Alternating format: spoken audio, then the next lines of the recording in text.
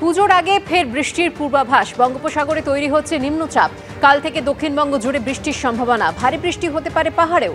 পুজোর পর বাংলা থেকে বিদায় নিতে পারে বর্ষা।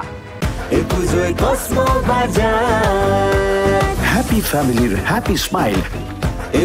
কসমো বাজার, পুজো ইন স্টাইল। পুজোর আগে ফের বৃষ্টির পূর্বাভাস। বিস্তারিত জানবো, কথা বলবো আমাদের প্রতিনিধি অরিত্রিক ভট্টাচার্যের সঙ্গে। অরিত্রিক, আলিপুর আবহাওয়া দফতর ঠিক কি বলছে? দেখো, যেটা জানা যাচ্ছে আগামীকাল অর্থাৎ শুক্রবার উত্তর বঙ্গোপসাগরে নিম্নচাপ তৈরির সম্ভাবনা রয়েছে এবং তার জেরেই আগামী শুক্রবার এবং শনিবার এই দুটি দিন কলকাতা সহ দক্ষিণবঙ্গ থেকে বৃষ্টির পূর্বাভাস রয়েছে। এখনো পর্যন্ত যেটা বলা হচ্ছে, ভারী বৃষ্টির সম্ভাবনা থাকবে উত্তর ও দক্ষিণ 24 পরগনা জেলাতে। বাকি সব জেলাতেই হালকা মাঝারি বৃষ্টিপাত, বজ্রবিদ্যুৎ সহ সেটা হতে পারে। উত্তরবঙ্গে বৃষ্টি এখনো থাকবে, কারণ ভারী বৃষ্টির সতর্কতা আজ এবং আগামী কালকে রয়েছে দার্জিলিং, কালিম্পং এই দুই জেলাতে। অন্যান্য জেলাতেও বৃষ্টির সম্ভাবনা রয়েছে। তবে আজকে সকাল থেকেই মেঘলা আকাশ রয়েছে। দিনের তাপমাত্রা কিছুটা কমবে। বাতাসে জলীয় বাষ্প বেশি থাকায় যে আর্দ্রতাজনিত অস্বস্তি সেটা বজায় থাকবে এবং আজ থেকেই সামান্য বৃষ্টি শুরু হয়ে যেতে পারে, যেটা কাল এবং পরশু শুক্র শনিবার কিছুটা বাড়বে দক্ষিণবঙ্গে, এমনটাই জানাচ্ছে আলিপুর আবহাওয়া দফতর। ধন্যবাদ অরিত্রিক।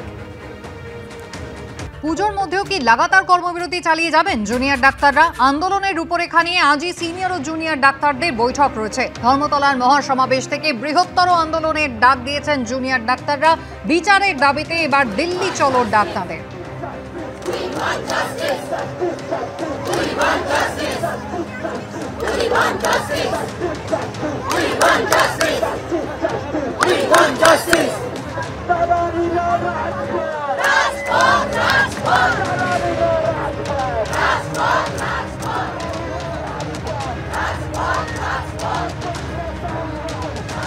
আমরা কাউকে ভরসা করতে পারছি না।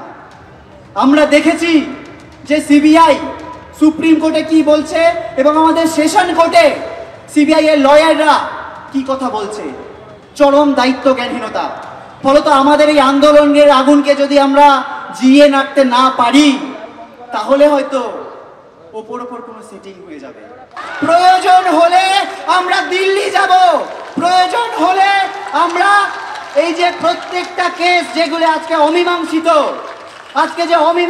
প্রত্যেককে একসাথে বসে অভয়ার জন্য আমরা যেমন আছি, বহু বিচার অমীমাংসিত তাদেরকে একসাথে নিয়ে দিল্লির বুকে হোক, আমরা একসাথে আওয়াজ তুলব। এই আন্দোলনের সূচিমুখ একমাত্র রাজ্য সরকার, অবশ্যই দায়িত্ব জ্ঞানীর এই রাজ্য সরকার। তাদেরকে আমরা আলটিমেটাম দিচ্ছি, প্রত্যেক ঘন্টা মিনিটের আলটিমেটাম দিচ্ছি।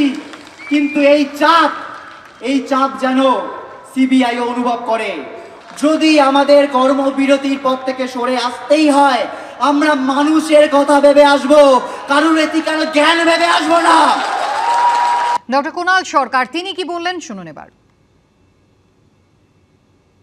আজকে মানুষের পাশে দাঁড়াতে হবে, কারণ আমাদের মানতেই হবে যে আমরা যত রকম পরিসংখ্যান দিই না কেন, আজকে পিজিটি জুনিয়র ডাক্তাররা তাদের আমাদের রাজ্যের মেডিকেল কলেজদের মধ্যে তাদের একটা অত্যন্ত গুরুত্ব এবং অপরিহার্য ভূমিকা এবং রোল আছে।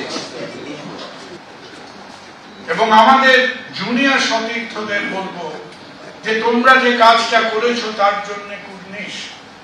আমাদের আদার ডেমোক্রেটিক ভার্সনস অফ প্রোটেস্টকে আমাদের ভাবতে হবে।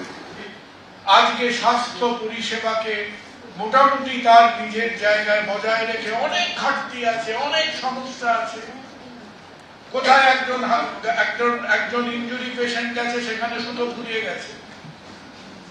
আপনি সরকারি হাসপাতালে গেলে সুতো ফুরিয়ে যায়, বেসরকারি হাসপাতালে গেলে টাকা ফুরিয়ে যায়।